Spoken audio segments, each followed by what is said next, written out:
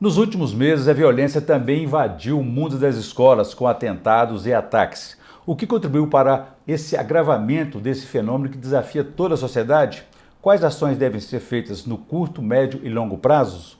Esses são os principais temas do Conexão AMMP, um programa da Associação Mineira do Ministério Público destinado a divulgar ideias e realizações de seus associados e associadas. Para falar sobre o tema, nós vamos conversar com a promotora Ana Carolina Zambon Pinto Coelho, que é coordenadora do Centro de Apoio Operacional às Promotorias de Justiça e de Defesa da Educação do Ministério Público de Minas Gerais. Doutora Ana Zambon, obrigado por aceitar nosso convite. É um prazer recebê-la aqui no Conexão AMMP. O programa é... Oi, Orion, tudo bom? Eu cumprimento a todos que nos assistem. Eu queria inicialmente agradecer o convite para participar desse programa Conexão AMMP, um tema tão importante num momento tão relevante. Muito obrigado, o prazer será nosso. O programa é feito em parceria com a Fundação Escola Superior do Ministério Público de Minas Gerais. E a você que nos acompanha, por favor, inscrever-se no canal da AMMP no YouTube e enviar suas sugestões e comentários que serão muito bem-vindos. Doutora Ana, afinal, a violência nas escolas cresceu muito nos últimos meses aí, desde o final do ano passado. Houve alguma causa para o agravamento desse problema? O que está acontecendo? Olha, eu acho importante citar, inicialmente, um dado histórico, para a gente entender o percentual desse agravamento que a gente tem vivenciado. Então, foi feito um estudo pelo Instituto de Pesquisas Avançadas da Unicamp e eles identificaram 22 ataques a escolas no Brasil entre os anos de 2002 a 2023. Esse estudo fez um recorte de ataques que foram praticados por alunos ou ex-alunos. Então, essa base de dados foi feito um mapeamento a partir desses dados. O primeiro ataque mapeado ocorreu em 2002 e o último que eles identificaram foi o ataque em São Paulo, que ocorreu. O autor mais novo identificado desses ataques tinha 10 anos e o mais velho tinha 25 anos. Desse universo de 22 ataques em 21 anos, a gente tem 9 que ocorreram nos últimos 8 meses. Então, a gente tem um agravamento muito significativo desse cenário. A violência é um fenômeno com múltiplas causas, então não tem como a gente definir um motivo único para esse aumento significativo. São vários os motivos, né? Então passamos por uma pandemia com um isolamento social, o que agravou sobremaneira os quadros de saúde mental, identificados casos de ansiedade e depressão entre os jovens. Há um retorno a essa comunidade escolar depois de longos períodos isolados em suas residências. E aí, colocada essa convivência como teste, né, como um retorno e um reaprendizado dessa convivência entre os jovens. A gente tem um incremento muito grande de discursos de ódio na sociedade. A gente tem vivenciado a violência como uma forma de solução de conflitos em sociedade. A gente não está falando somente entre os jovens, e a gente ainda identifica, inclusive por conta da pandemia, um uso muito intenso das redes sociais. E aí, nessas redes sociais, a gente identifica claramente que elas têm funcionado como uma câmera de eco para esses discursos de ódio que intensificam muitas vezes casos em que já existia um problema de saúde mental, em outros a gente tem na raiz do problema situações de isolamento social provocadas por bullying. Enfim, é um fenômeno multicausal. A gente não tem como definir imediatamente um ponto somente para esse aumento, esse recrudescimento da violência escolar. E essa experiência de isolamento e de mergulho nas redes sociais ainda vai oferecer muitas consequências e avaliações para o futuro, né? Agora, na avaliação da senhora, isso não é comum no Brasil, mas em outros países, como os Estados Unidos, a gente percebe que isso é a ocorrência mais frequente. Tem alguma relação, alguma influência, alguma importação desse modelo? Sim, nós vivenciamos agora uma importação por mimetismo, efetivamente, de uma cultura que nunca foi a nossa, né? A gente vivenciava essas situações de violência extrema nas escolas de modo muito isolado realmente. Os Estados Unidos convivem com a violência escolar desde a década de 80 e eles identificam um recrudescimento, um aumento significativo em 1999 por conta do massacre de Columbine, que ocorreu no dia 20 de abril desse ano citado. E aí, a partir deste ano, eles vivenciam um aumento muito significativo.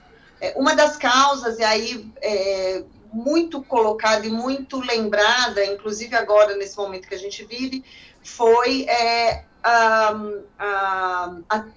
o ataque e o massacre de Columbine. Ele foi televisionado, né? Então, ele foi passado, as pessoas, a sociedade acompanhou a evolução dele em todas as suas etapas. E aí chama atenção, dentre várias ações que nós temos que pensar e tomar enquanto instituição, enquanto sociedade, enquanto ser humano, o papel da imprensa, né? Porque existe, e foi identificado em todos os estudos do mundo todo, um efeito que se chamou efeito contágio.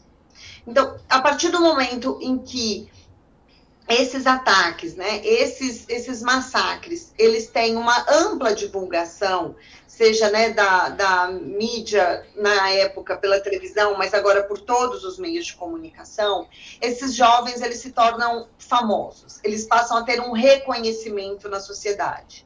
E isso estimula com que outros jovens que se sentem à margem, que se sentem isolados, que tem uma falta de sensação de pertencimento social, né? Encontre esse eco nesses discursos e se sintam encorajados a praticar atos semelhantes, buscando esse local, nesse espetáculo. Então, o papel dos meios de comunicação e da imprensa é extremamente relevante para que a gente não propague o efeito contágio. Eu coloco aqui a importância também do papel de todos nós enquanto sociedade. Porque se Columbine foi televisionado e ali a gente falava praticamente de um monopólio dos meios de comunicação. Hoje, essa comunicação é difusa. As redes sociais, os grupos de comunicação por meio de WhatsApp, ou qualquer outro tipo de aplicativo utilizado, ele permite com que todos nós sejamos responsáveis pela disseminação da informação.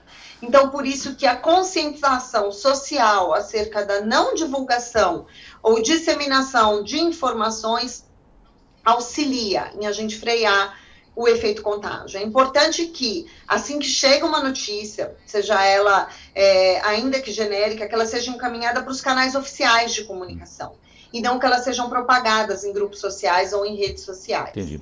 Voltando ao exemplo dos Estados Unidos, ou seja, eles são um exemplo de que a prova viva aí de que não há solução fácil e nem chegaram a ela, né? Olha, vamos pensar então ações de curto, médio e longo prazo. Os Estados Unidos efetivamente é o país que mais sofre com essa violência extrema nas escolas. É o país que mais investe em segurança nas escolas. Então, utilização de detectores de metal, portas que são específicas, botões de pânico, eles utilizam diversas ferramentas. No entanto, somente esse ano já ocorreram 19 ataques a tiros em escola. Com essa informação, eu não quero dizer que a segurança ela não é importante. A segurança como medida de curto prazo e medida permanente tem que ser pensada e executada efetivamente. Quando a gente pensa em teoria de conflito, assim que o conflito se instala, a primeira medida a tomar é conter ele. Então, a segurança como medida de curto prazo, ela é importantíssima e indiscutível como uma tomada de ações rápidas. Mas ela sozinha é ineficiente, ela é insuficiente. A gente tem que trabalhar com medidas de curto e longo prazo. De médio e longo prazo. Quando a gente pensa em medidas de médio e longo prazo, a gente vai trabalhar dentro das escolas, a gente vai trabalhar com a construção de cultura de paz, a gente vai trabalhar com a observação e a escuta desses jovens que estão demonstrando situações diversas envolvendo questões de saúde mental. Então, seja situações de depressão, seja situações de ansiedade, a gente tem o que se chamam de jovens invisíveis. Eles vivem a escola, vão à escola todos os dias, mas eles não socializam, eles não são vistos por aquela comunidade. E aí esses jovens, quando eles ingressam nas redes sociais, eles encontram ali, como colocado, eu acho que essa frase define muito, é uma câmera de eco. Porque nessas redes sociais eles entram e ali eles colocam um sentimento deles, um sentimento de não pertencimento, um sentimento de isolamento, um sentimento de injustiça, de falta de perspectiva.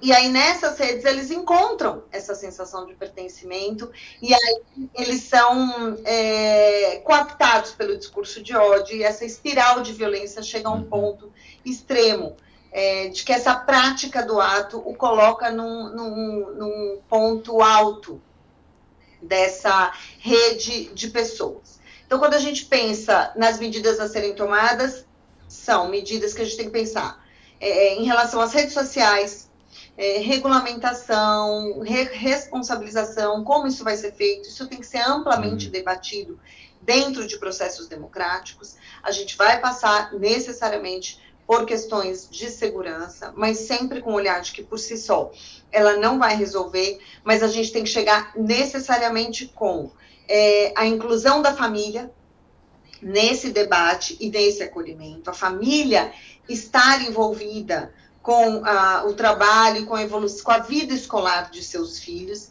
A gente tem que passar pelas questões de saúde mental desses jovens, com esse acolhimento, essa escuta de quem está precisando ser ouvido, e a gente tem que pensar na transformação cultural. A gente tem que desconstituir discursos de ódio para que a gente promova uma cultura de paz nas escolas.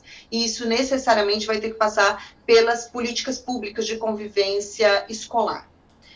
Quando a gente pensa em política pública de convivência escolar, são muitas as ações e são muitos os cenários. A gente tem que pensar em diálogos dentro da escola.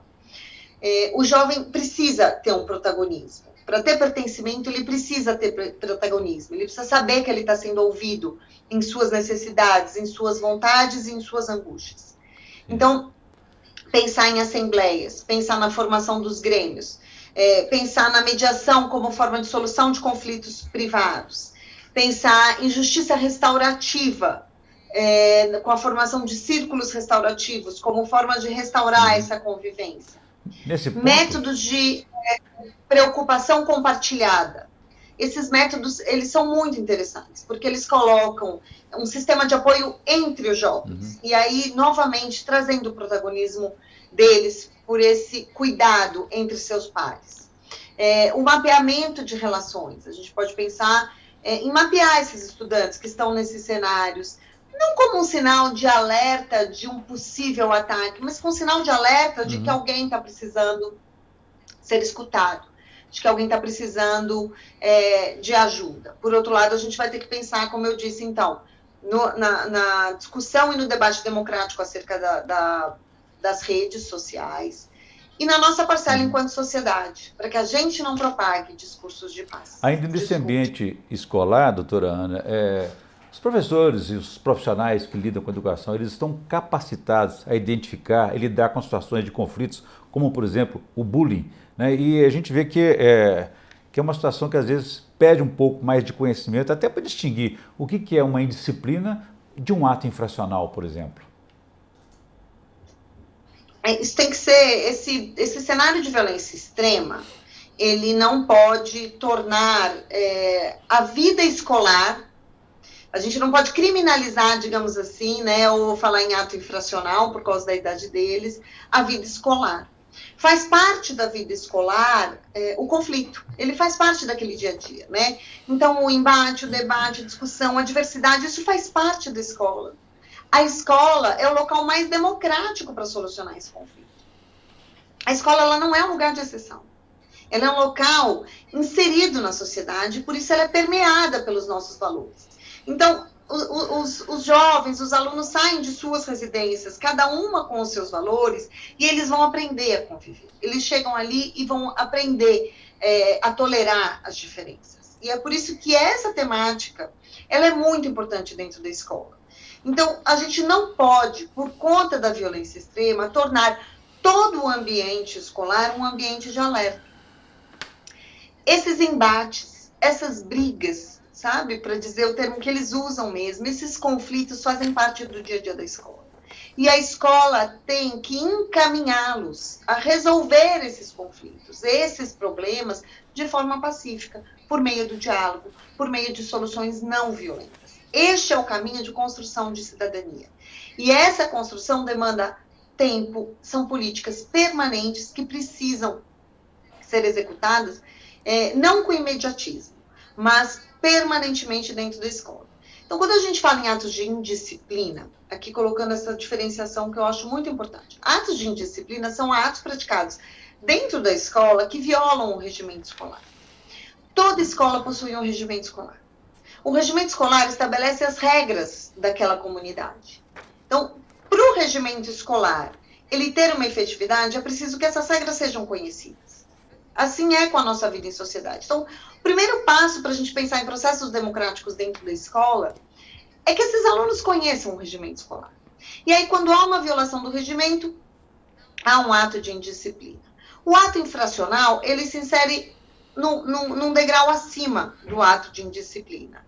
Porque o ato infracional é uma conduta praticada por um adolescente que se encontra tipificada no Código Penal. Então, é quando ele pratica um crime, e aqui, por conta da idade dele, por conta dele ser menor de 18 anos, isso vai ser considerado um ato infracional, sujeito a regramentos específicos. O ato infracional sujeita o aluno a responsabilizações, né, por meio de aplicação de medida socioeducativa. Ele tem todos os direitos constitucionalmente previstos, então ele vai ter direito a ampla defesa, ele tem direito ao contraditório. Caso comprovada a prática desse ato infracional, ele estará sujeito às sanções. Então, é muito importante deixar claro que o adolescente, ele é um sujeito, a criança e o adolescente são sujeitos de direitos, mas também de obrigações. Essa diferença é muito importante que seja feita para que a gente não torne o ambiente escolar um ambiente somente punitivo. Pelo contrário, ali é um local próprio para um ambiente pedagógico. Gostaria que o senhor falasse também sobre a regulação das redes sociais, que não tem nenhuma relação, na verdade, com o que se discute chamada liberdade de expressão. Essa falta de regulação, além da questão da violência, pode ter alguma relação com aumento de suicídios, depressão entre adolescentes?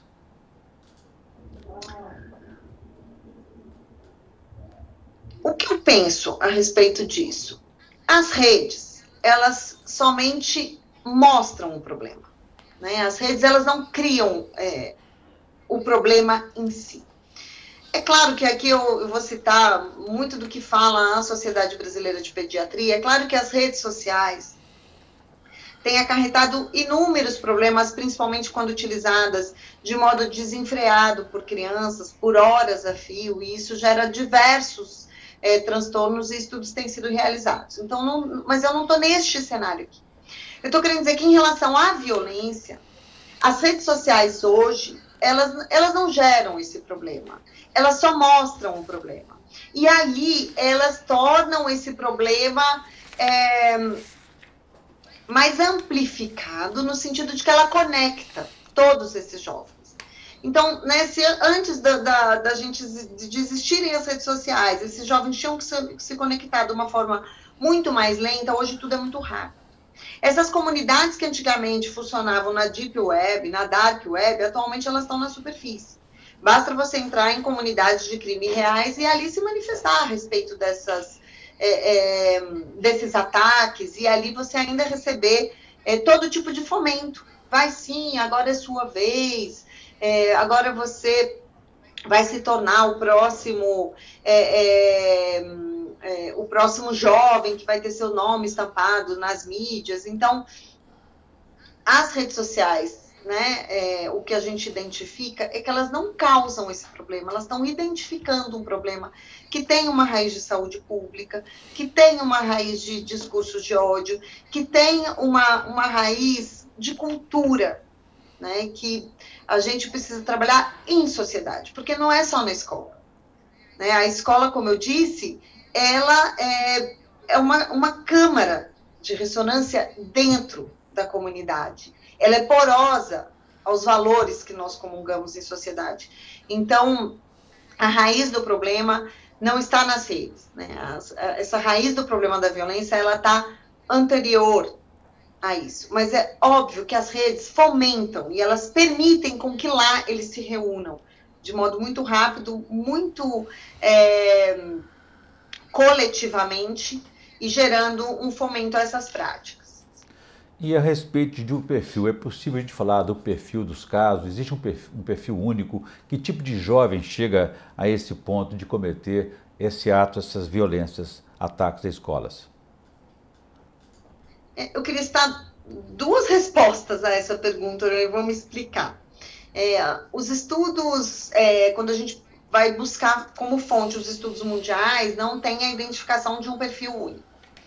Eles deixam assim muito claro que são diversos os perfis, né? Porque existiu, né, na história dos ataques americanos, principalmente, jovens que praticaram e que não eram jovens excluídos. Então, colocar neste lugar, né, seria só uma informação simplista.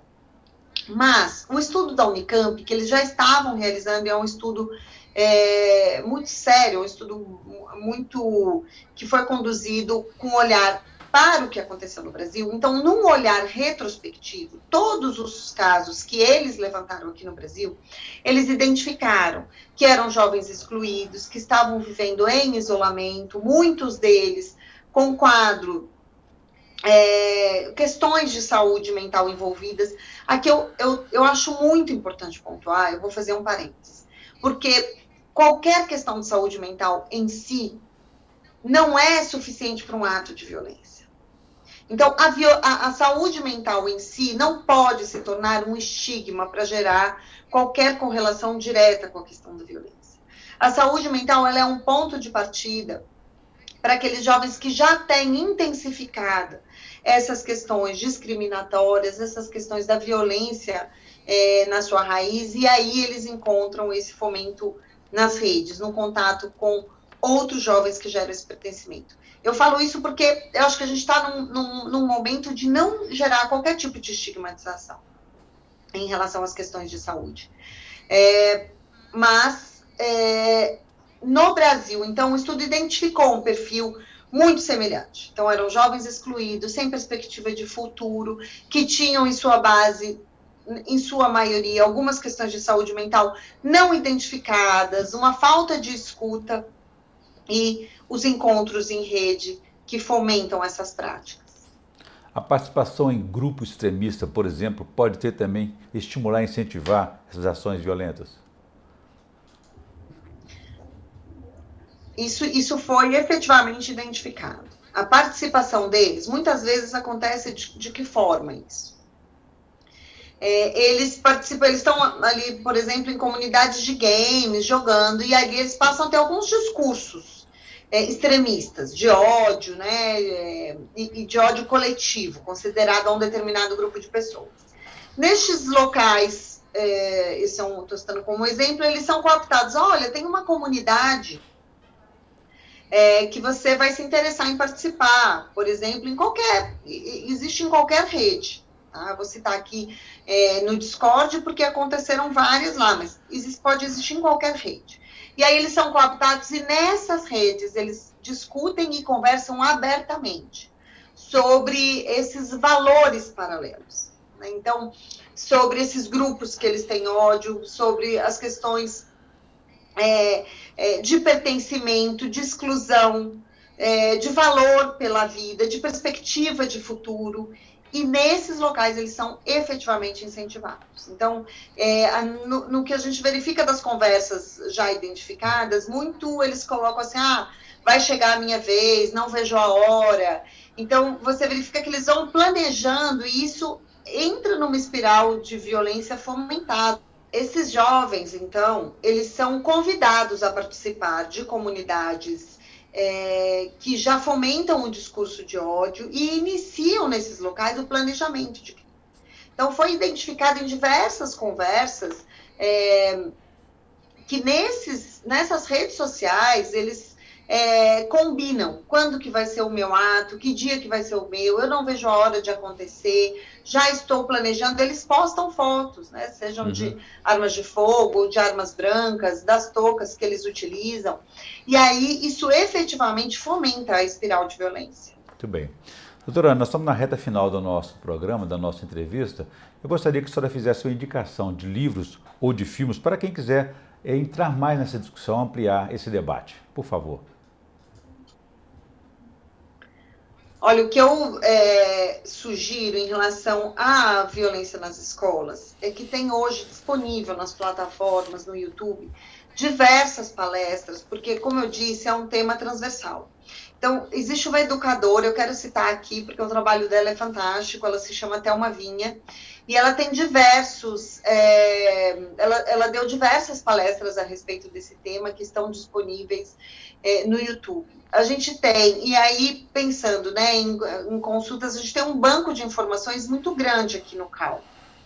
Claro que isso não fica disponível para o público em geral, mas o que nós verificamos é que, a respeito desse tema, o que mais é importante é a gente buscar que fontes, buscar os estudos realizados em locais que já sofreram com isso e que sofrem com isso de longa data, eles estão facilmente acessíveis por meio de pesquisas na internet. Eu queria pedir, se eu puder, Orion, para citar, porque foi feito, né, você abriu essa possibilidade de falar um pouco sobre consultas. Tem um jovem que ele se chama Paulo Arana e ele fez um post no Twitter. É um depoimento que ele deu de uma situação vivenciada. O texto dele é maravilhoso, eu vou ler 2 trechos porque eu achei assim, muito pertinente. Ele coloca assim: é importante que se tome uma série de atitudes, de forças-tarefa de monitoramento, investigação online, até presença de psicólogos no corpo docente, de planos e treinamentos de evacuação e emergência em escolas, até estratégias de desradicalização. Mas, para além disso, a gente precisa construir esperança, oferecer outras possibilidades, outras perspectivas, outros mundos e vidas possíveis, pois as que temos hoje não bastam nem nos cabem. Ok. Boas indicações, sim, com certeza. Bom, eu conversei aqui com a promotora Ana Carolina Zambon Pinto Coelho, que é coordenadora do Centro de Apoio Operacional às Promotorias de Justiça e Defesa da Educação. E discutimos aí sobre esse agravamento do fenômeno da violência nas escolas e as ações que deveriam ser tomadas no curto, médio e longo prazo. Doutora Ana, muito obrigado pela entrevista. Foi um prazer recebê-la aqui no Conexão AM-MP. Muito obrigada, Leon, pelo convite. Eu fico à disposição. Acho que é um tema que tem envolvido todas as pessoas, porque eu vou citar aqui uma fala muito já colocada, né, nesse ambiente que eu tenho, que eu estou inserida, é que quando você atinge uma escola, todas as escolas são atingidas, toda a sociedade é atingida. Então, eu realmente agradeço o convite e fico à disposição. Foi um prazer. E a você que nos acompanhou até aqui pode ver e rever a entrevista nos canais da MMP, no YouTube, nas redes sociais e também no site da associação. Ficamos por aqui. Obrigado e até a próxima.